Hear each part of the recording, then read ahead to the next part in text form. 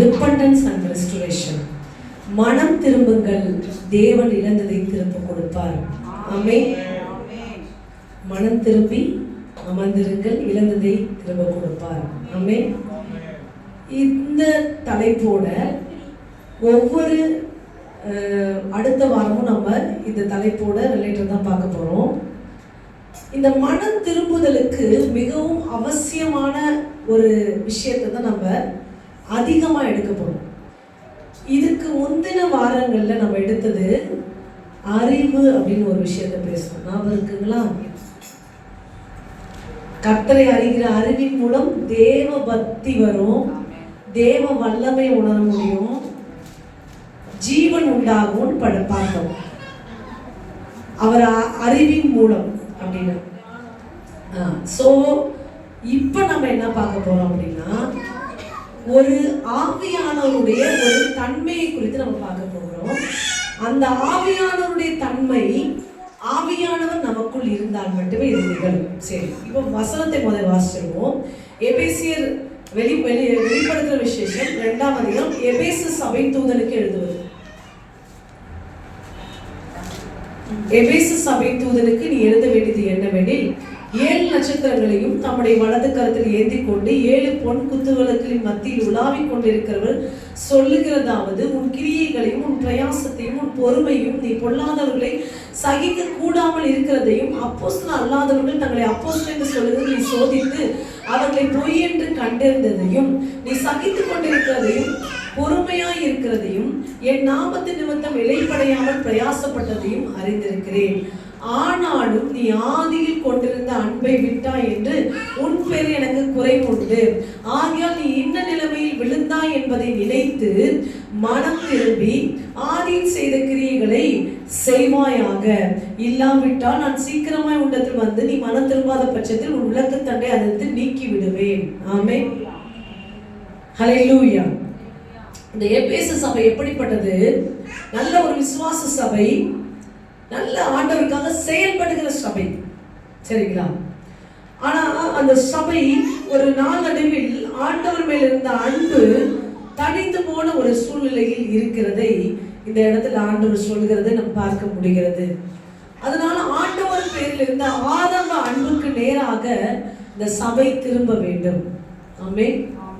ஹல்லேலூயா. So அதற்கு மிகவும் முக்கியமான காரியங்களை தான் நம்ம பார்க்க போகிறோம். முதல் விஷயம், மனம் திரும்ப வேண்டும் அப்படின்னு சொல்லி பார்க்கிறோம். நினைத்து, அதாவது எப்போ மனம் திரும்ப முடியும் அப்படின்னா, ஒரு மனுஷன் எப்போ மனம் திரும்ப முடியும் அப்படின்னா, உணர்வு அடையும் போது தான் மனம் திரும்ப முடியும். அல்லேலூயா. இந்த உணர்வு அப்படின்றல அதை குறித்து தான் இனி ஒரு நாட்கள் நம்ம பார்க்க போறோம். அப்படியே ஏசாயா 11ஆம் அதிகாரம் 2வது வசனத்தை வாசிக்கலாம். ஏசாயா 11:2.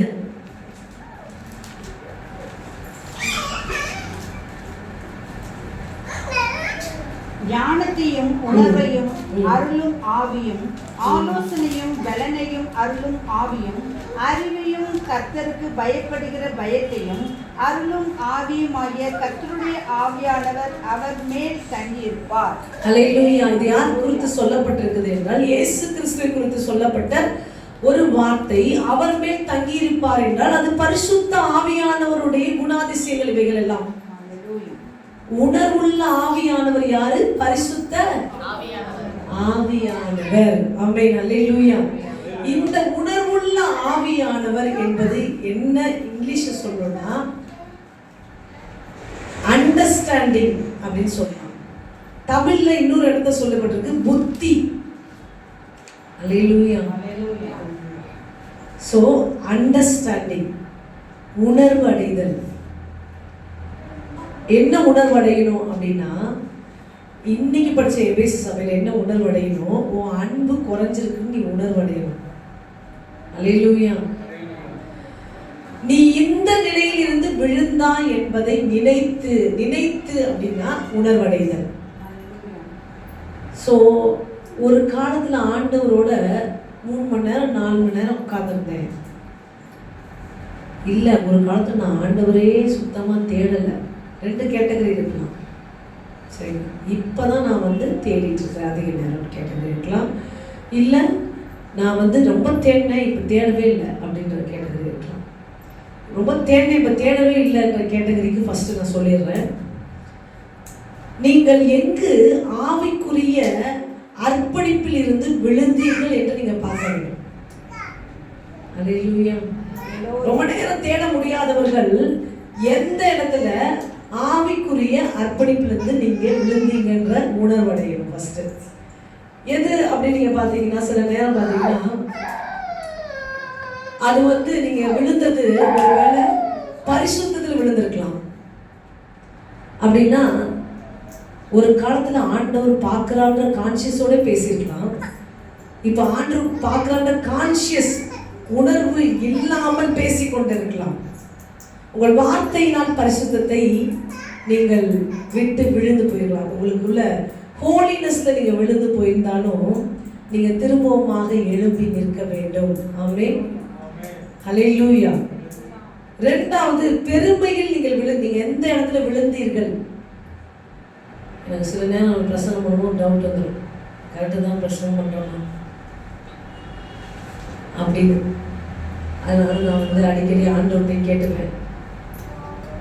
ஏன்னா கெமிஸ்ட்ரி கிளாஸ்ல உட்காந்துருக்க மாதிரி NH3 H2O அப்படின்னா என்ன என்ன என்னன்னு மண்டைக்குள்ள போட்டாலும் போகாத மாதிரி அப்படி இருந்துடக்கூடாது. அல்லேலூயா. அதனால நான் அப்பப்ப உங்களுக்கு போயிட்டு இருக்கான்னு செக் பண்ணிப்பேன். ஸோ ஆண்டவரோட விழுந்த நிலை என்னன்னா, ரிலேஷன்ஷிப் எத்தனை பேருக்கு ஆண்டவர்கிட்ட நல்லா இருக்கு பாரு.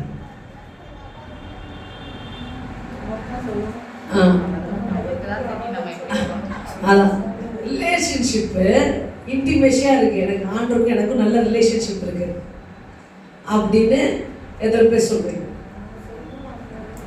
அது நான் நீங்க சொல்லுங்க, நான் அவர்கிட்ட கேட்டுக்கிறேன். நீங்க உங்க சைடு நீங்க சொல்லிடுங்க ரிலேஷன்ஷிப் நல்லா இருக்கு. Okay okay good. இதுவே ஆன்மீக உறவுல திருப்தி ஆகக்கூடாது. அல்லேலூயா. உறவுல எந்த உறவுல திருப்தி ஆகக்கூடாது? ஆண்டவருக்குள்ள உறவுல திருப்தி அடையக்கூடாது. அல்லேலூயா. அதை அவர் தேட முடியாம பண்ணிடும். சரிங்களா?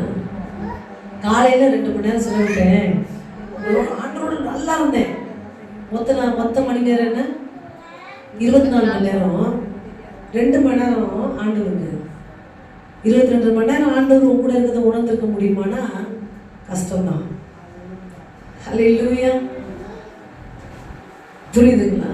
ஸோ எங்கு விழுந்தீர்கள் என்பதை இந்த நாளில் நீங்கள் பார்க்க வேண்டும் என்று ஆண்டவர் சொல்லுங்க. 24/7 அவருக்கு வேணுமா?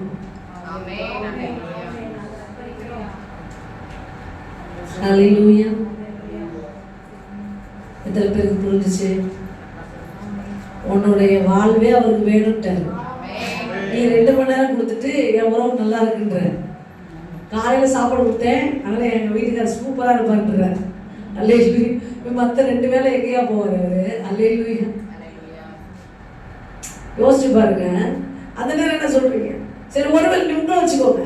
ஒருவேளை சாப்பிட்டுட்டேன், நான் ஆரோக்கியமாக இருக்கிறேன்னு சொல்ல முடியுமா உங்களால? 3 வேளை சாப்பிட்டால்தான் நான் என்ன பண்றேன், எனக்கு சத்து கிடைக்குது.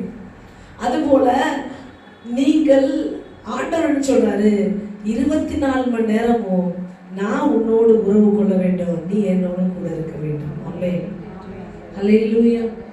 அந்த ஒரு இடம் உங்கள்கிட்ட இருக்கணும். ஆமென். அதான் சொன்னேன், உங்களுக்குள்ள வந்து தங்கி இருக்கிறாரு எவ்ரி டைம். ஆண்டவரே நான் அப்படி பேசணும். ஆண்டவர் அல்லேலூயா. அல்லேலூயா.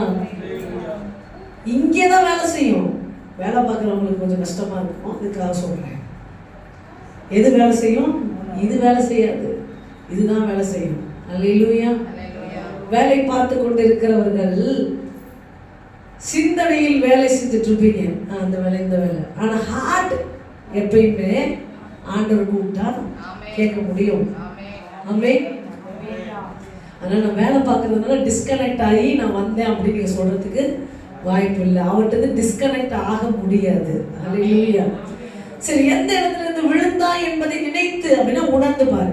சரி, அப்போ நான் எனக்கு அந்த ஆண்டவரோடு இருக்கிற அந்த இடம் எங்கே மிஸ் ஆனதுன்னு நீ பார்த்து இன்னைக்கு ஆண்டவர் உன்னை மனம் திரும்ப சொல்கிறார். ஃபஸ்ட்டு உணர்வுள்ள ஆவியானவர் ஃபர்ஸ்ட் என்ன கொடுக்குறாரு தெரியுமா? மனம் திரும்புதல் தான் கொடுக்குறாரு. அல்லேலூயா. ஏன்னா அந்த ரிலேஷன்ஷிப்பை சரி பண்ணாதான் அடுத்ததே இருக்கு. அடுத்த உனக்கு விஸ்டம், உனக்கு வேண்டிய எல்லாமே தெரியும். அல்லேலூயா. அதனால பரிசுத்தத்தில் விழுந்திருந்தீர்கள் ஆனால் உடனே அதிலிருந்து சரி பண்ணி ஆண்டவருக்கு நேரம் திருப்பிக்கோங்க. பெருமையில் விழுந்திருப்பீர்கள் ஆனால் ஒருவேளை அதை நீங்க மாற்றிக்கொள்ளுங்க. சுயநீதி, சில பேர் சொந்த கிரியை நம்பிட்டு இருப்பாங்க. 40 நாள் உபவாசம் பண்ணேன், தசம காணிக்கை கொடுத்தேன், இந்த மாதிரி கிரியை நம்பிட்டு இருப்பாங்க. சுயநீதி, நான் ரொம்ப பர்ஃபெக்ட்டுங்க, அவனை மாதிரிலாம் இல்லை, இவனை மாதிரிலாம் இல்லைங்க, அவன் தான் அப்படி, நான் ரொம்ப கரெக்டு, அதெல்லாம் சுயநீதி. சரிங்களா? ஐ எம் த கரெக்ட்னு சொல்றாங்க, சுயநீதியில் இருக்காங்க. சுயநீதியில் விழுந்து போயிருக்கலாம். நான் தேவ நீதியில் வாழ அழைக்கப்பட்டிருக்கிறேன். ஆமென். அடுத்தது கீழ்ப்படியாமல் விழுந்து போயிருக்கலாம். அப்படின்னா என்ன அர்த்தம்னா, அர்ப்பணிப்புல தவறி போயிருக்கலாம். நான் ஆண்டவருக்காக சிறு ஊழியம் செய்கிறேன், ஆனா என்ன பண்றது இல்லை, செய்யறது கிடையாது. அதை யாராவது கூப்பிட்டு கேட்டுட்டே இருக்கணும். அல்லேலூயா. அர்ப்பணிக்கிறதுல என்ன சொல்றது, நான் செய்கிறேன், ஊழியம் செய்கிறேன், நான் ட்ராக்ஸ் ஊழியம் செய்கிறேன், அது செய்கிறேன், இது செய்கிறேன். இது எந்த கேட்டகரியில் வருது? கீழ்ப்படிதல்லேருந்து கீழ்ப்படியாமைக்கு போயிருது. இந்த இடத்துல கீழ்ப்படியாமை விழுந்து போறதன் நிமித்தம் அர்ப்பணிப்பில் நிற்க முடியவில்லை. ஹல்லேலூயா. ஸோ அர்ப்பணிச்ச காரியத்துல ஒருவேளை நான் கெட்ட வார்த்தையே பேசாம இருக்கிறேன்னு நான் சரண்டர் பண்ணியிருக்கேன் என்னுடைய வாய் அப்படின்னா அதில் நினைச்சிருக்குது. ஆமென். ஸோ இன்னைக்கு முழுமையான சம்மிஷனுக்கு நேராக உங்களை நீங்க திருப்புங்க. எதுல இருந்து விழுந்தீங்களோ அதுல உணர்வு அடைங்க. முழுமையான சம்மிஷன் வந்துட்டீங்கன்னா, முழுமையான அர்ப்பணிப்புனா கடவுளுடைய பிளானுக்காக உங்க பிளானை நீங்க மாற்ற வேண்டி கூட வரலாம். எத்தனை பேர் இருக்கீங்க? நீங்க பறக்கும் போது ஒரு பிளானோட பிறந்திருப்பீங்க. வாலிப வயசு வளர்ந்துட்டு போது ஒரு பிளான்ல இருப்பீங்க. திடீர்னு திருமணம்னு ஒன்று உள்ள விட்டு, அல்லேலூயா, டோட்டல் பிளானையும் என்ன பண்ணிட்டாங்க, மாத்திட்டாங்க. அல்லேலூயா. தட் இஸ், அங்க என்னன்னா ஒரு சம்மிஷன் நடக்குது, ஒரு அர்ப்பணிப்பு நடக்குது. தேவனுக்காக கணவனிடத்துல ஒரு அர்ப்பணிப்புக்கு போறீங்க. அல்லேலூயா. அப்ப என்ன ஆகும், உங்க பிளான் சேஞ்ச் ஆகும் தான். ஆனா அவர் செய்ய நினைச்சதை செஞ்சிருவார் உங்க வாழ்க்கையில. சேஞ்ச் ஆன மாதிரி உங்களுக்கு தெரியும். அல்லேலூயா. உன்னை கொண்டு என்ன செய்ய நினைச்சாரோ அதாவது செஞ்சு முடிச்சுப்பாரு. ஆமென். சப்மிஷன்னாலே ஓன் பிளானை, ஓன் டிசிஷனை ஆண்டவர்கிட்ட வைக்கிறது தான். ஃபர்ஸ்ட் சொன்ன சார், ஸ்பிரிச்சுவல் சாட்டிஸ்ஃபேக்ஷன் ஆகாதீங்க அப்படின்னு. ஆன்மீக ஆவிக்குரிய வாழ்க்கையில திருப்தி அடையாதீர்கள், அதுக்கு பிறகு நீங்க எதையும் பெற்றுக்கொள்ள முடியாது. சரிங்களா? அதுவுமே நீங்க விழுகிற நிலை தான். வரங்களை பெற்றுவிட்டேன், வல்லமைகளை பெற்றுவிட்டேன் முடிச்சிட்டீங்கன்னா நீங்க அதுக்கப்புறம் எதுவுமே செய்ய முடியாது. ஸோ அதுவும் ஒரு ஆவிக்குரிய பெருமையில் விழுவது. சரிங்களா? பெருமை அப்படின்னு போகும்போது நான் 4 டாபிக் சொன்னேன். பரிசுத்தத்தில் விழுகிறது, பெருமையில விழுகிறது, சுயநீதியில விழுகிறது, கீழ்ப்படியாமை, அது அர்ப்பணிப்பில் விழுவது. ரெண்டும் ஒண்ணுதான். சரிங்களா? கீழ்ப்படியாமை அப்படின்னாலும் அர்ப்பணிப்பில் விழுதல் அப்படின்னாலும் ஒண்ணுதான். அல்லேலூயா. ஸோ இது பெரிய பிக் டாபிக்ஸ், 4 பிக் டாபிக் நீங்க விழுறதுக்கு இருக்கிற ஒரு விஷயங்கள்ல. இது எல்லாம் எங்க இருக்குன்னா உலகத்துல தான் இருக்கு. உலகம் தான் இத்தனையும் வச்சிட்டு இருக்கு. உன்னை பாவத்துல விழ வைக்க, உன்னை பெருமையில விழ வைக்க, உன்னை புகழ்ச்சி சுயநீதியில வாழ வைக்க, எல்லாத்துக்கும் உலகம் தான் உன்னை முயற்சி பண்ணி கொண்டு இருக்கிறது. அல்லேலூயா. இப்போ என்னுடைய நிலைமை என்ன அப்படி உங்களை பொறுத்தவரை அப்படின்னா, ஒன்றுமே படிக்காதவன் 4 பேஜ் எழுதுவான், சரியா? நிறையா படித்தவன் 2க்கு மேலே தாண்ட மாட்டான். ஆனால் அந்த படித்ததை இடம் மாறாமல் சொல்கிறதுல அவனுக்கு பயங்கர கஷ்டமாயிடும். அல்லேலூயா. அது மாதிரி தான் இப்போ என்னுடைய நிலை. அல்லேலூயா. அதனால் இப்போ உங்களுக்கு பிளாங்காக இருந்துச்சுன்னா ஈஸியாக நீங்கள் போயிடலாம். ரொம்ப டஃபஸ்ட்டு சப்ஜெக்ட்லாம் சொல்லும் போது உங்களுக்கு அதான் சொன்னேன்ல, மேக்ஸ் கிளாஸும் கெமிஸ்ட்ரி கிளாஸ் மாதிரி ஆகிடும். அல்லேலூயா. ஆனாலும் இது ரொம்ப அவசியம். நான் என்ன விரும்புகிறேன் அப்படின்னா, உனக்கு உணர்வு இருந்தால் தான் நீ பாவம் செய்ய மாட்டேன். நீ பெருமை உனக்குள்ள இருக்கக்கூடாதுன்ற உணர்வு இருந்தால் தான். என்ன பெருமை? பெருமைலாம் என்னென்ன சொல்லியிருக்கோம்? பெருமையில சொல்லுங்க, பெருமையில என்னென்ன பெருமை இருக்கு? உயர்த்து பேசி தான் பெருமை. பெருமையில என்னென்ன பெருமை இருக்கு? அது பெருமை.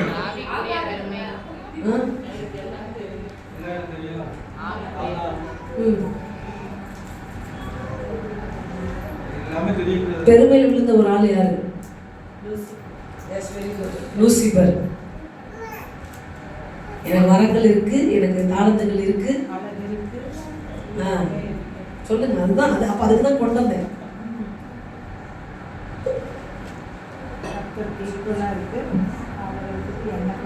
பெருமை அப்படின்னா எங்கெங்கெல்லாம் இருக்கு? எனக்கு வேற எல்லாத்தையும் காமிச்சு கொடுத்துறாரு. ஆனால் நம்ம எங்கிட்ட யாரையுமே பார்க்காம நேராக செகுரோட இருக்கு. ஆமாம், என்னன்னா அழகுன்ற பெருமை, பணம்ன்ற பெருமை, ஜாதின்ற பெருமை, ஸ்டேட்டஸ்ன்ற பெருமை, ட்ரெஸ்ஸு பெருமை, நகை பெருமை, முடி பெருமை, நட பெருமை, அல்லேலூயா, படிப்பு பெருமை. இது எல்லாத்துலேயும் இதெல்லாம் என்ன பண்ணுது? தேவன்றது உன்னை பிரித்து தேவனை விட்டு உன்னை விழ பண்ணுகிறது. அவரோடு உறவு கொள்ள முடியாதபடி தடுக்கிறதாக இருக்கிறது.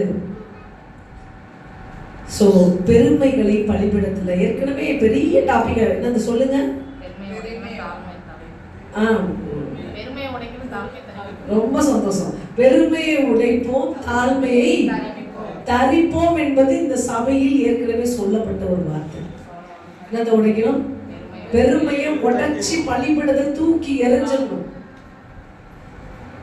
உன்கிட்ட பெருமை இருக்கான்னு உனக்கு செக் பண்ணணும்னு வச்சுக்கோங்களேன். நீங்க உங்களே செக் பண்ணணும்னா ஒரு விஷயம் சொல்றேன். பெருமை இருக்கா உங்களுக்கு அப்படின்னு? பெருமை இருக்கான்னு செக் பண்ணோம்னா, ஒரு 4 பேருக்கு முன்னாடி போனதுக்கு முன்னாடி அவங்க என்னை பற்றி என்ன நினைப்பாங்கன்னு யோசிப்பாங்க. அல்லேலூயா. என் ட்ரெஸ்ஸை பார்த்து என்ன நினைப்பாங்க, என்னுடைய அதாவது குறைவாக ஏதாவது போட்டுட்டு போகவே மாட்டாங்க. அப்படின்னா என்ன இருக்கு அவங்களுக்குள்ள? ஆடம்பர பெருமை இருக்குது. நான் வந்து நிறையா இருக்குன்னு காமிக்கணுன்ற பெருமை இருக்குது. ஆனால் என்கிட்ட ஒன்றும் இல்லை, நாங்கள் வரமாட்டேன். அல்லேலூயா. இங்கே போக மாட்டேன், இதை பண்ண மாட்டேன், அதை பண்ண மாட்டேன்னு என்ன அர்த்தம்? பெருமை இருக்குது. எண்ணத்துல நகைப்பெருமை, பணப்பெருமை, ட்ரெஸ் பெருமை, இது எதுவுமே நம்மகிட்ட இருக்கக்கூடாதுங்க. நம்ம ஆண்டவர் அப்படி இருந்தாரா? ஆண்டவர்கிட்ட இல்லாத எந்த குணமும் நம்மகிட்ட இருக்கக்கூடாது. அல்லேலூயா. ஸோ பெருமையை நீங்கள் வச்சுக்கிட்டு இருந்தீங்கன்னா கண்டிப்பாக தேவனுடைய உறவில் இருந்து விழுந்து போறதுன்னா என்ன அர்த்தம்னா, அவரோட உறவில் இருந்து விழுந்து போறது. அவரோட உறவு கொள்ள முடியாம, அவர் உங்களுக்குள்ள தங்கி இருக்க முடியாம போறது. ஆமென். ஸோ ஃபர்ஸ்ட் செகண்ட் ஒன்று பெருமை சொன்னேன். ஃபர்ஸ்ட் பரிசுத்தம் சொன்னேன்ல. எதெல்லாம் பரிசுத்தம்? இல்ல பரிசுத்தம்னா என்ன சொல்லுங்க? ஆமா. யாராவது சபிக்காம இருந்திருக்கீங்களா? கணவன்மார்களை கேட்கணும். சரி, இதுக்கெல்லாம் இவன் வந்து நல்லா அடிப்பட்டாதான் நான் உனக்குலாம் புத்தி வரும். கர்த்தருக்கு ஸ்தோத்திரம். இந்த சத்தம் கேட்டது ரொம்ப சந்தோஷம். அல்லேலூயா. ஸோ வார்த்தையில் பரிசுத்தம். நீங்க ஒரு சின்ன அனிமலை சொல்லி கூட நீங்க சொல்லும்போது கடவுள் வந்து என்ன பண்றாரு? வருத்தப்படுறாரு. அசுத்தம்